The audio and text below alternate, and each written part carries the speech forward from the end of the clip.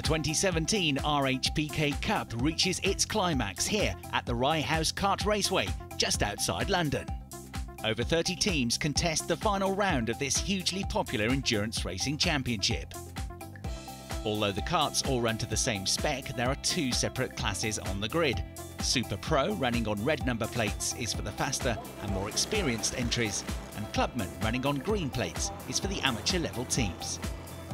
The RHPK Cup is well organised and provides drivers with a huge amount of track time, culminating in a 4-hour race at each event. The organisers are passionate about the sport and place the emphasis squarely on enjoyment and entertainment. It's seriously competitive racing that's fun, rather than racing that's just too serious. And the approach is well received. This is widely agreed to have been the championship's best ever season. It's been phenomenal, really. The response has been great. We've had so many achievements this year. We've sold out on pretty much every single round. We've had people trying to book in and they can't, they're on the waiting list. We've raised loads of money for charity. Very eventful championship. A lot of places still to make for a lot of teams. So yeah, 4-hour race today, and on some really tricky conditions. So yeah, looking forward to it. As part of each event's live commentary team, Alex Goldschmidt has been keeping a keen eye on this year's championship. RHPK has got sellout grids every month, which shows that it's got great continuity. We've had some great performances. The qualifying between all the teams has been standout fantastic. I mean, we've seen in some qualifying sessions where 18 karts have been separated by less than a second, and it's been dynamite all the way through the year. A hugely positive 2017 then, but RHPK is constantly looking to evolve, develop and improve. Next year we've got I think we have some big changes. It's always, you run the risk of always kind of getting set in your ways and kind of make it a little bit stale. So next year we've got a team on board for RHPK rather than just myself. So we're going to have a few people from the pits, a few people from certain teams, etc., helping to shape the series. From the feedback that we've had this year, you can only get better, without a doubt. The championship continues to regularly attract new teams onto the grid, and one of the most recent additions is Time Crisis. It's the best championship I've been in. There's so many teams, really good atmosphere. There's been a lot of people to help out. Any problems at all, people come running over. Do you need a hand? Big grids. Yeah, it's really good, and the quality of the teams actually is something to mention. I mean, they're really quick teams down here. Some people that are basically semi-pro, so yeah, it's a good challenge. We started off in the Clubman class because we were new to the series, and for this round we've been promoted to Supers, so it's going to be a lot harder. It's quite a tight field if you take the whole grid. But Supers, in Clubman I could compete for a podium position. In Supers, I think it's going to take quite a while before we'll be stepping on the podium again, you know. Yeah, they're just very consistent. They might only be like 2, 3, 4 tenths a second a lap faster on average, but they are that every single lap. So it's a consistency of the top teams, I guess. At the top of the points table coming into this final round are reigning champions Helicopter Services, and their nearest rivals are last year's runners-up, Custom Rods. Then it's Titan Motorsport, placed third in the standings. In Clubman, it's J&D Racing who lead the standings in what is the drivers' first season running their own team. Polish Lambo, who regularly provide a barbecue lunch for all the other teams, runs second, and then it's the Amigos 2 team, just a few points behind. And so to the first competitive session of the day. 30 minutes of qualifying held on a track still wet from early morning rain. In an entertaining session, championship frontrunners Custom Rods traded fastest lap times with Lambo Racing. But it was the latter who ultimately claimed pole position by less than 2 tenths of a second. And the rest of the top 10 were even more tightly condensed, with just 4 tenths of a second covering the next 8 karts. HRS1 would be lining up third on the grid, closely followed by Amigos. Fifth fastest was the first of the Clubman teams, Polish Lambo, and J&D Racing were next, meaning that the top 2 in that championship would be sharing the third row of the grid. And interestingly, overall championship leaders Helicopter Services elected to do just 1 lap in qualifying and will therefore start right at the back of the grid. At the opposite end of the spectrum though will be Lambo Racing. Kart was handling perfect right from the start. We came in about 10 minutes into the session and went out for the last 10 minutes, and it just got quicker and quicker. We've had a few strong rounds, had a few mechanical breakdowns, but all in all, I think it's been, last season we finished 8th, and I think we're heading for 4th this season, so we're moving in the right direction.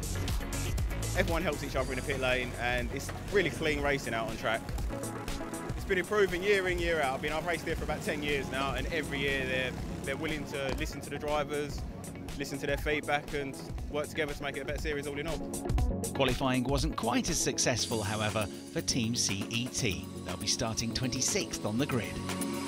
We went out with an old set of tyres, very old set in qualifying, but we've got a new set for the race, so hopefully that'll improve a little bit. We just want to finish the race. It'll be our 41st race without retirement, so we've finished every race we've ever taken part in.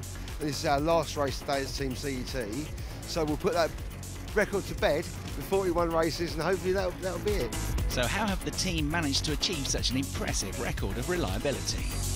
Preparation, just the maintenance, just making sure every single thing on that kart is always replaced. Anything that will fall off, fix it back again.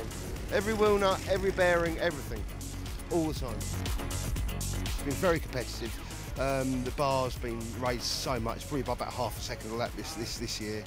So it's hard for teams like us who are not natural racing drivers to try and keep with it, but we're fun. On the support card this weekend was the final round of one of Ryehouse's popular hire kart championships, the Seneca Cup.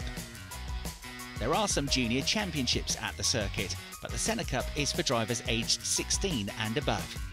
The races, which run each month, provide a level playing field. The karts are all the same specification and all prepared and run by the team at Ryehouse. With all of the equipment provided by the organisers, these types of events are ideal for those who want to race, but without having to invest both the time and money in running their own kart. It's also a good way of taking a first step into the sport, as newcomers like Ray and Razak have found. My mum booked me in for one session, just as a family thing, and then from there I treasured the experience and I loved it, and I just got the thrill for driving these machines. Then I didn't know that there were these competitions, and then I got involved and working harder each day. It's just really easy. You just phone up a Ryehouse, tell them you want to join. Make sure you practice, keep coming regularly, be on time. Once you're here and you get a feel for the racing and racing on the grid, you can then progress higher and higher like me. The Seneca Cup also attracts some experienced racers, like Elio D'Alessandro. Aged 18, he's already been racing around the country for almost 10 years and will be competing in the championship next year. I started here at Ryehouse, came down here one day after school and decided to have a trial to see if I like karting. And after I tried out in the circuits kart, I tried out this Coma Cadet zip kart, and I just loved every second of it. So that day we brought the kart and we started racing from there. And in my first season we finished 8th place, being a novice for the whole season out of quite a strong grid of 20 plus drivers. So finishing 8th I was pretty chuffed with that. Among the potential race winners at the season finale was Drew Bigger, who arrived here sitting just outside the top 6 in the championship. I've been racing for quite a while, so it's like 6 years, 7 years, so quite a while, but it's quite hard, I'm not going to lie, because everyone's more skilled than I am, so it's quite difficult. I do want to stay doing this because I do want to get noticed, because I do want to become a racer, so I'll probably stay doing this. The format sees 2 races run back-to-back at each round, and in the first contest, pole position and the number 1 kart went to George Gregory, who led the charge into turn 1 before running wide on the exit, allowing Gary Poole in the number 2 machine to slip through. Holding 3rd place with the bright yellow helmet was Jordan Mathurin, while number 5, Thomas Lukes, braved the outside line to move into 4th place. Having top scored in 4 out of the last 6 meetings, Paul had come into this final weekend of the season as the points leader and seemed immediately at home in the wet conditions. Running 5th was the number 4 kart of Adam Scriven, closely followed by number 7, Tim Pindolia, number 8, Drew Bigger, and number 6, Jack Blois, the driver 2nd in the championship. Then a move from Mathurin at the infield hairpin put him up to 2nd place on lap 3, as Lukey started to fall away from the top 3 in the number 5 kart. It soon became apparent that nobody could live with the race leader. At times, Gary Paul lapping over 3 seconds a lap quicker than anyone else on the track, and even lapping some karts at 1/4 distance. Having moved into 2nd place, Mathurin was already edging clear of pole sitter Gregory, but there was still plenty of action further back. Following a bad first lap, Jack Blois was mounting a recovery in the number 6 kart. This move into Stadium Bend putting him up to 5th place, ahead of Adam Scriven. And then a coming together between 8, Drew Bigger, and 9, Colin Sanzai, but both continued, with Sanzai seemingly apologetic and even waving Bigger back through. Pindolio also found himself in trouble, off the road and stuck in the sodden grass. Meanwhile, others were busy making waves.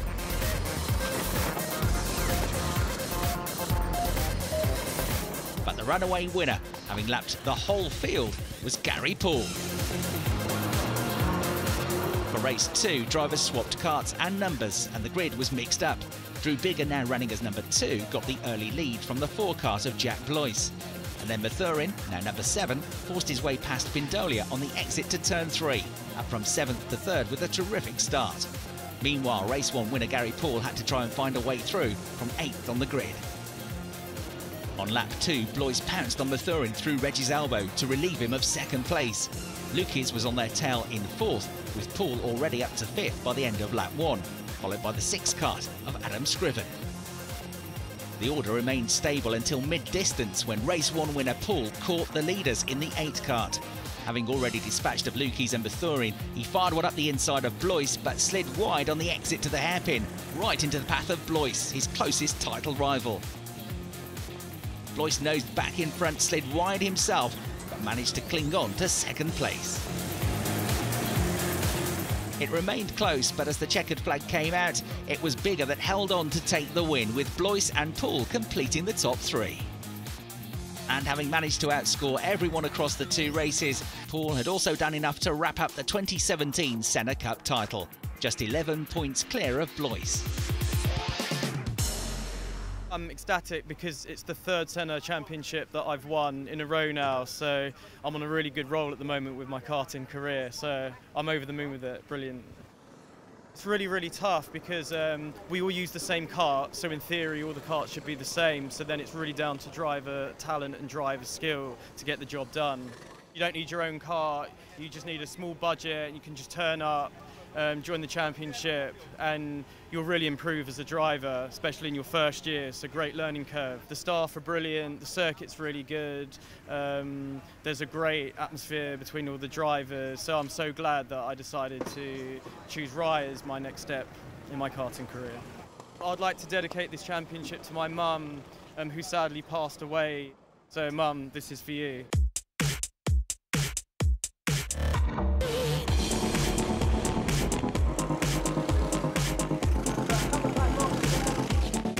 The 4-hour team endurance race looked likely to start on a wet but drying track, giving the team some tough decisions to make in terms of tyre choice and kart setup.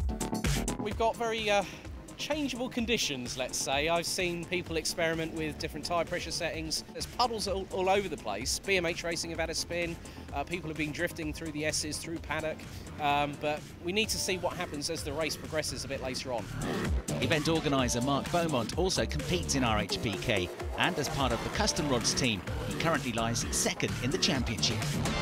From a championship perspective, we're quite close to Titan, so we've got to kind of play it safe to a degree. We've got to go over the roots right for the time, and then just kind of pick it up after that. But I think you'll get a lot of people all the way down the grid choosing a slightly different option, and then pit stops and play a strategy once it dries, etc. So yeah, it's going to be great. It's going to be great. One of the traditions of RHPK is that just ahead of each race, a special guest is invited to entertain the crowd by running some special demonstration laps. This weekend, the Burton Power Ford Escort RS was taking to the track, driven by Ashley Davis, Silver Star champion at the 2017 VT RDA National Rally Championships. Ashley was also giving some passenger rides to competition winners as he made the most of the slippery surface.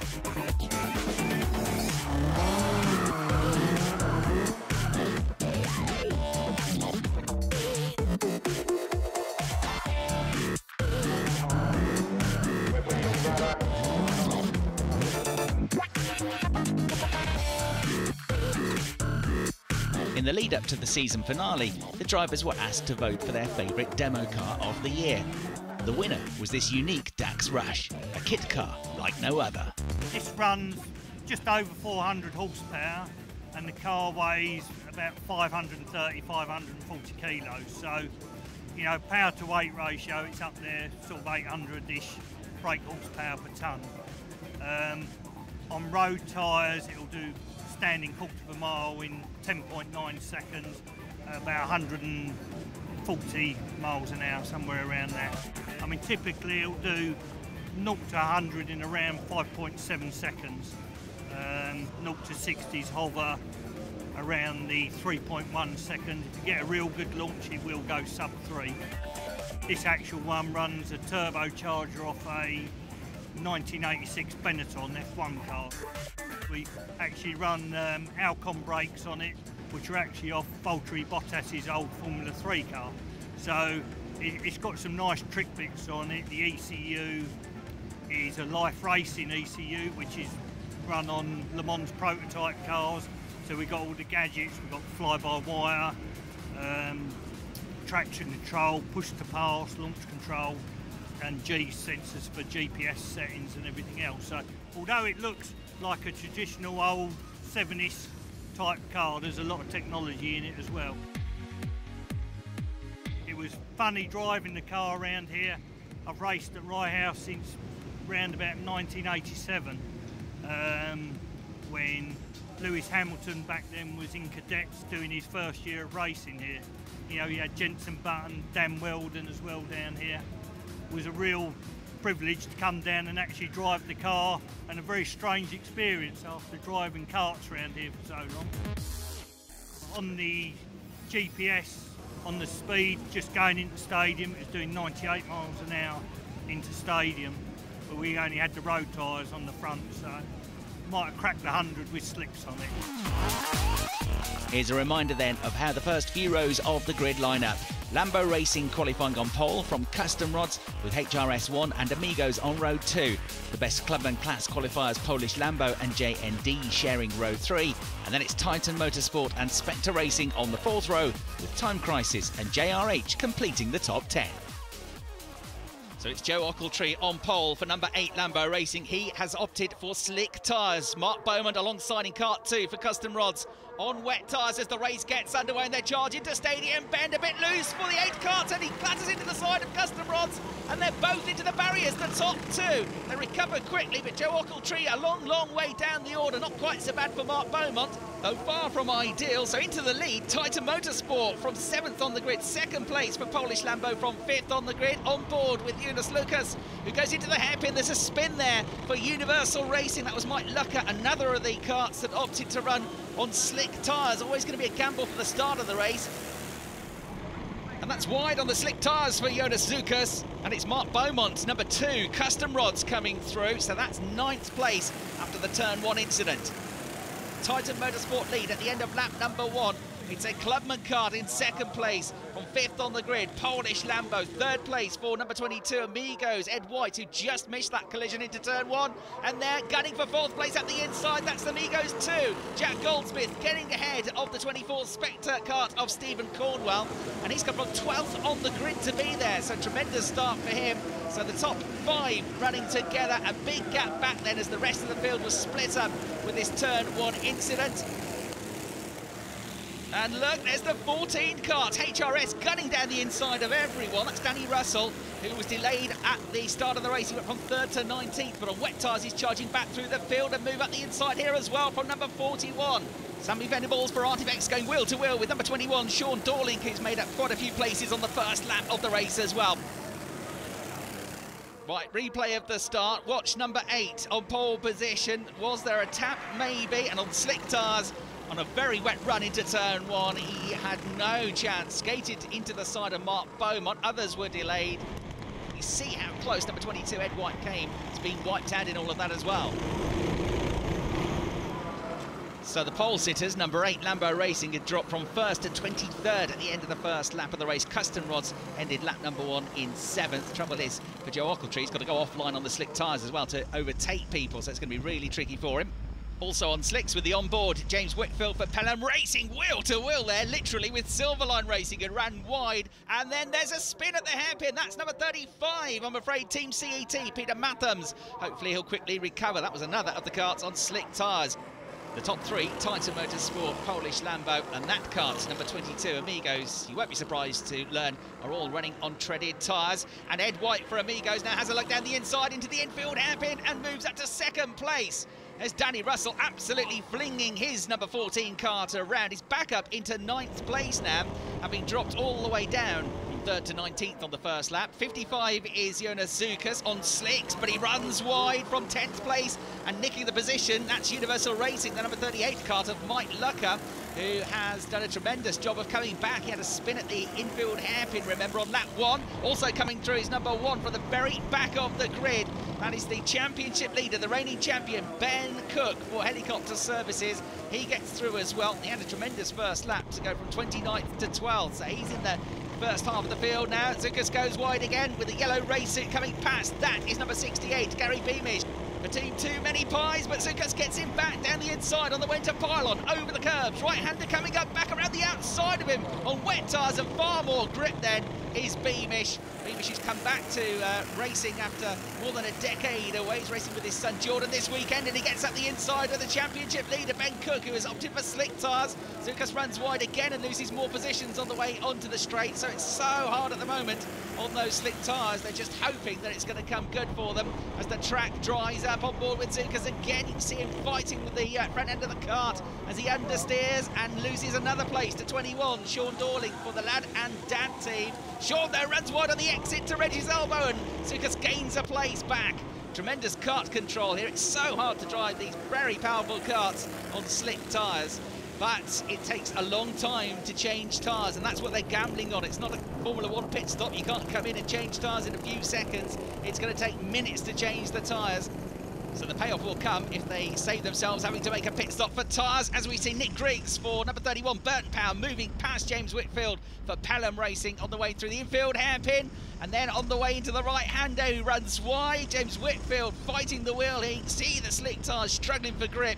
Almost gets the place back, but the Burton Power car back ahead on the exit.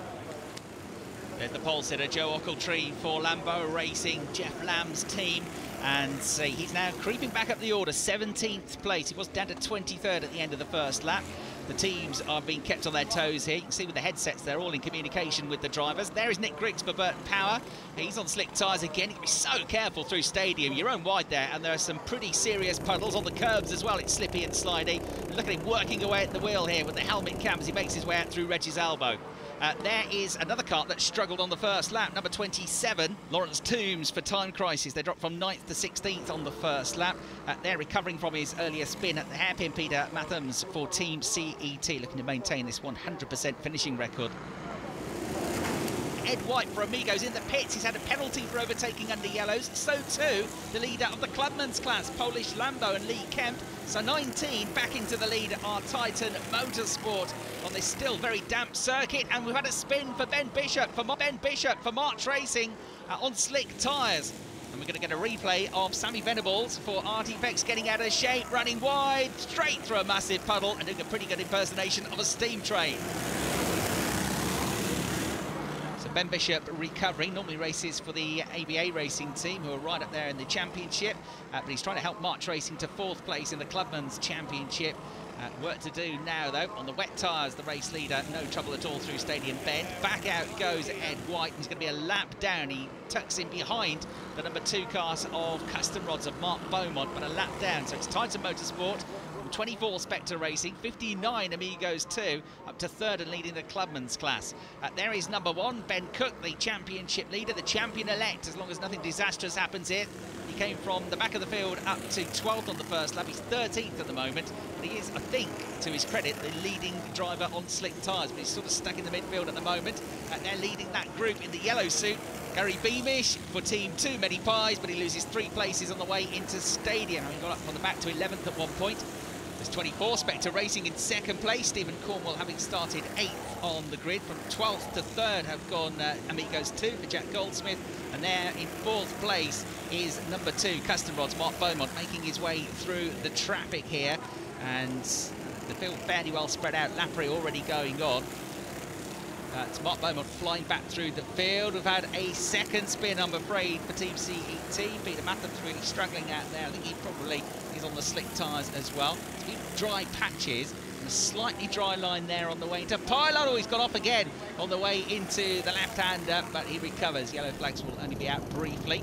Back on board with Nick Griggs, who is overtaking now the sister carts. Burton Wags, the number 54 machine, on the way out of the hairpin. On the outside line on the way to the second hairpin, gets crossed up and spins around, but quickly recovers, keeps the engine running, looks around with the helmet cam.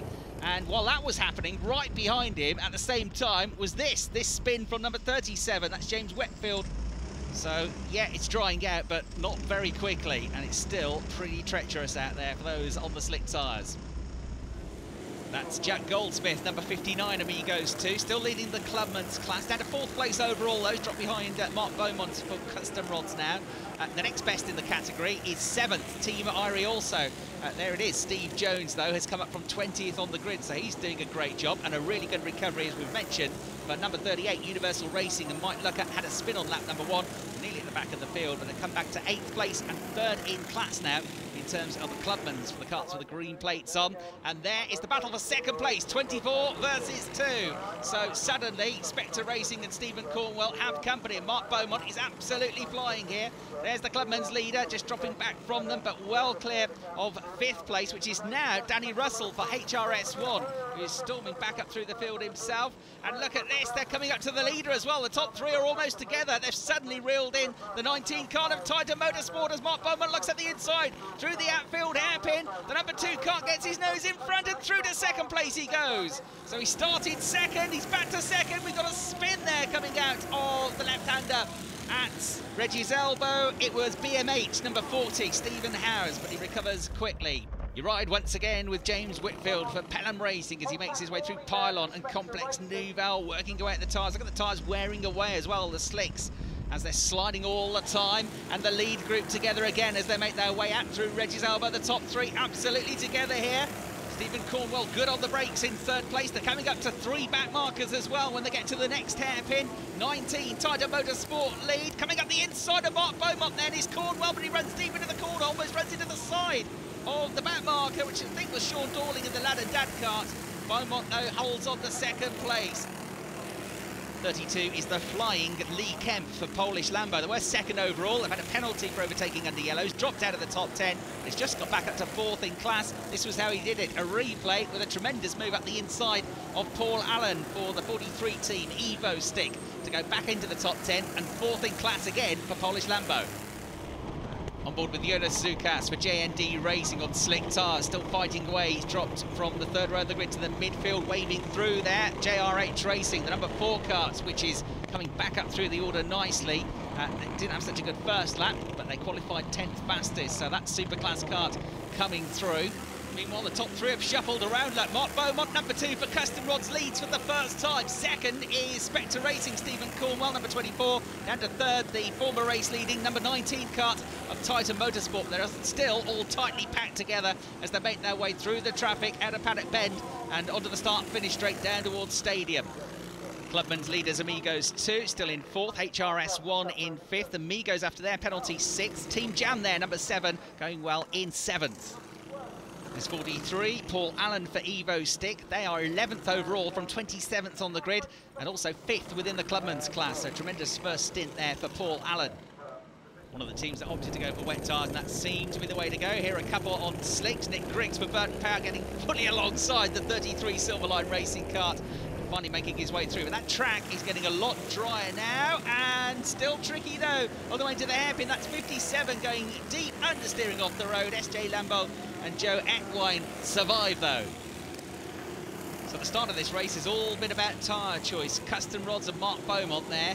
Now, though, having to take to the puddles, look, to stop the wet tyres from overheating. The sun's come out, the track is drying, and those tyres will get destroyed on a dry track. So far, though, it's been the way to go, because those on slicks for the first 35, 40 minutes of the race were up to 10 seconds a lap off the pace, and many of them several laps down now. Going for the slick tyres, of course, from pole position were Lambo Racing, and then off into the first turn, and they've struggled to make it back through into the top half of the table since. Lap 63 and a change of lead. Amigos 2 into first place on worn wet tyres. Suddenly flying is Jack Goldsmith, so he's carved his way through and he now leads overall. HRS1 also flying along Danny Russell. He's up into 4th place now after his the disastrous first lap. Down to 5th place though. We've got Titan Motorsport. They're now beginning to struggle as the track dries out. So it's Amigos 2 from Custom Rods, Spectre in 3rd, HRS1 in 4th, and Titan Motorsport in 5th place and 6th place. And back into 2nd place in the Clubman's, it's Polish Lambo, despite that visit to the pits and their penalty for overtaking under yellows. There we've got 22 Amigos in 7th, Team Jam number 7 in 8th place, Universal Racing a 3rd in Clubman's, running in 9th place in the 38th kart, and we've got Team Irie also number 42 also in the top 10. But there's been a big incident on the exit to Reggie's Elbow. Several karts involved, including Burton Power and Nick Griggs with the onboard camera. This is what happened. Already some karts off, a wet patch, bang, into the tyre barrier as he goes.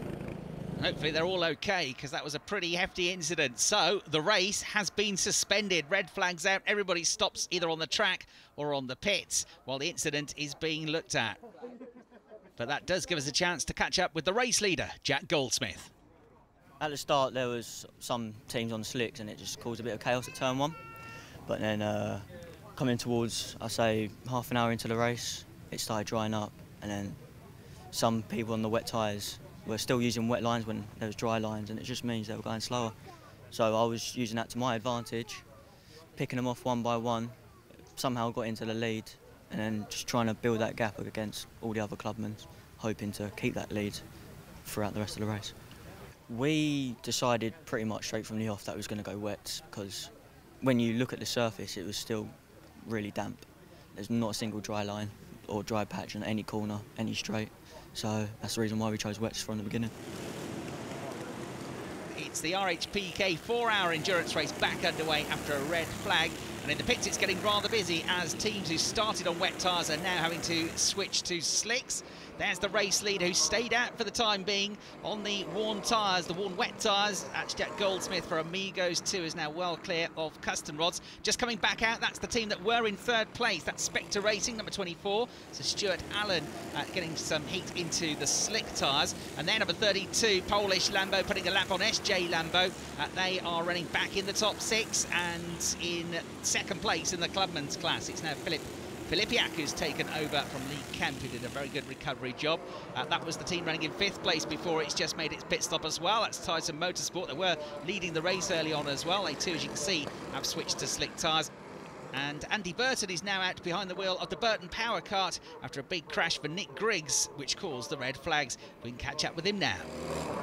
Came off of stadium and made our way up to Reggie's Elbow, which is a fast left-hander. And some water or mud had been dragged onto the track. I could see 2 other karts in the tyre wall just ahead, and I knew I was going off, and the kart started to spin, and of course whenever you hit the grass, wet grass, it actually speeds up, and I smashed into the tyre wall. Luckily short of the other 2 karts. It would have been really bad, I think, if I'd hit them. So yeah, and I went in backwards, so jolted me back, and I must have smashed my knee on the steering column as well.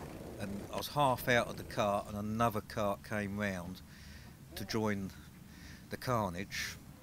They smacked into the side of me, so I leapt and dived over the tyre wall just as another cart was coming in at a much higher speed.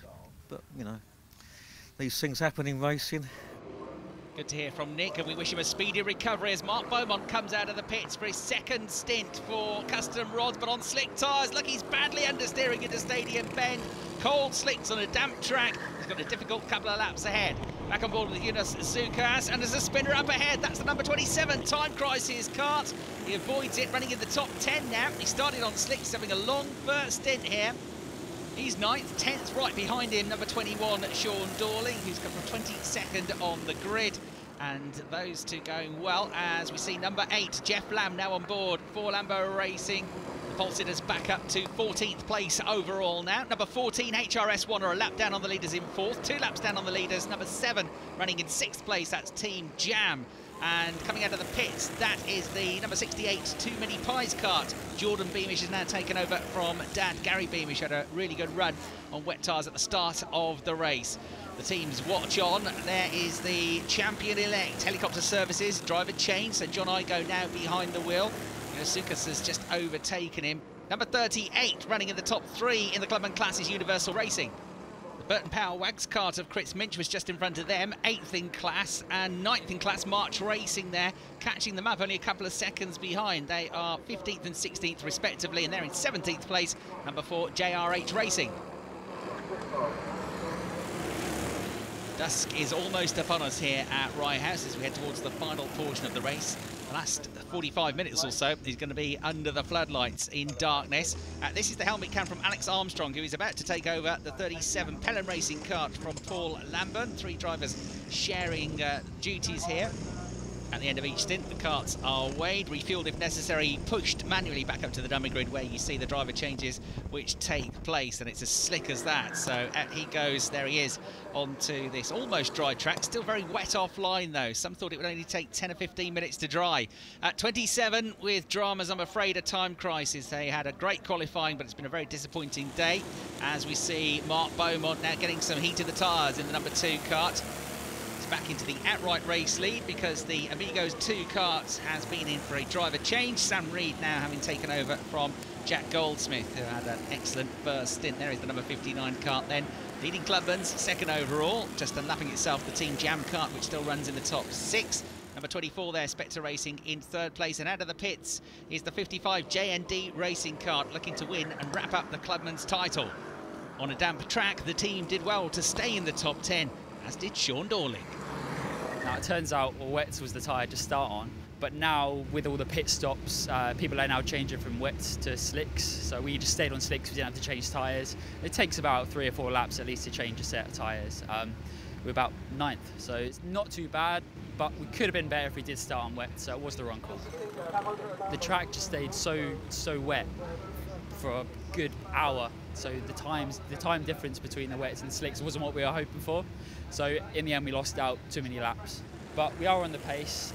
We had a red flag, so that was about half an hour at least that we had. So I actually done a really long stint on my first stint. So my last stint is going to be a bit of a splash and dash.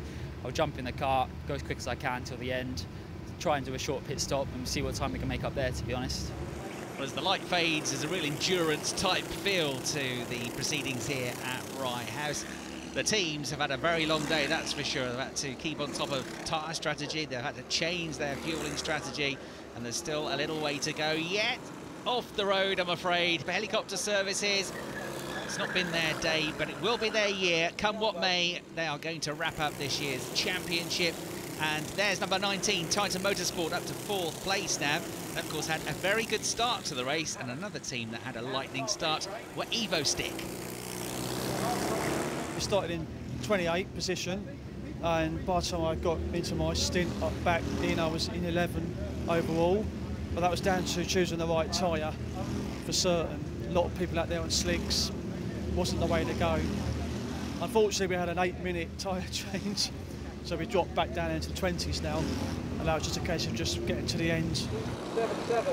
Still 3 abreast. They are coming through turn 2, but a spin for 69 Rad Racing, and showing just how slippy it is. Of course, the track is drying, but it's getting colder now as the nighttime air comes in. Wait for a gap in the traffic. A new team that, only done a couple of races. Dan Hollingshead, Ryan Wilson and Ashley Carmichael running in the midfield and top 10 in class. Out of the pits after their final stop then, Spectre Racing, who are battling for second place with Amigos 2. So podium beckons there though, the race leader. There is the second place kart then of Amigos 2, on course for a clubman's victory.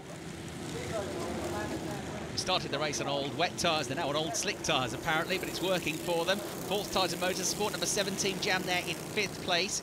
And still in the top 6, number 32 Polish Lambo, the second best of the clubman's entries. Third in the category are Universal Racing number 38. Wayne Edwards on board for the last stint of the race. Back up to 19th place overall is the number 31 Burton Power Kart. Andy Burton and Ash Davies, who drove the Ford Escort in the pre-race demo, have been sharing duties after Nick Griggs had that crash earlier on. Number 55, JND Racing, 4th in Clubman's, with Thomas Glauchus now having taken over from Tor Ryan for the final stint. Also run in 8th place overall. And out of the top 10, I'm afraid, down in 12th place, I've got HRS1, number 14. It has been one of the most testing days of the season, but Steve Ulrich has just got to hang it together for a few more laps now for Custom Rods to take a well-deserved victory off the road. And goes the 35 Team CET kart. Now, they are trying to maintain a 100% finishing record, and there's only a couple of minutes to go, would you believe? And the final round of the season.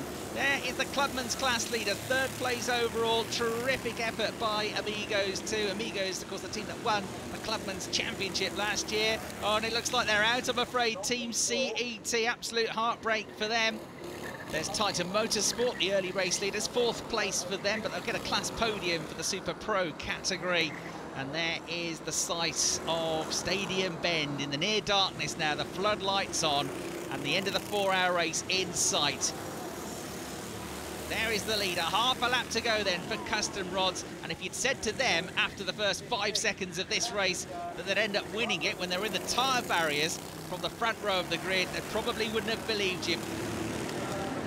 A flawless drive, and Custom Rods win the final round of the RHPK Cup.